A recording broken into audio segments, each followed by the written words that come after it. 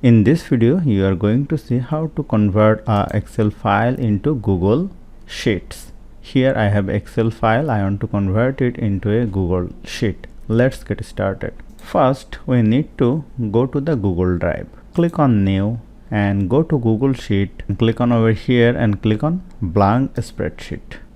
Now here I have a Google Sheet.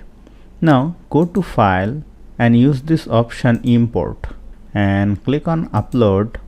Go to Browse and select the file from my computer. Select the file and hit Open. Here you will see the option Replace Spreadsheet.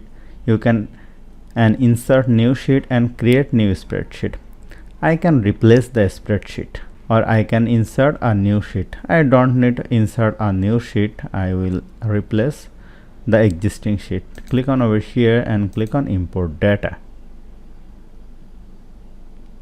And here you will see the magic. The same formatting is over here and the filter is also applied. You can filter from here. So hope you found this video helpful. If you like this video, please share this video with your friends and family. And don't forget to subscribe. Thank you.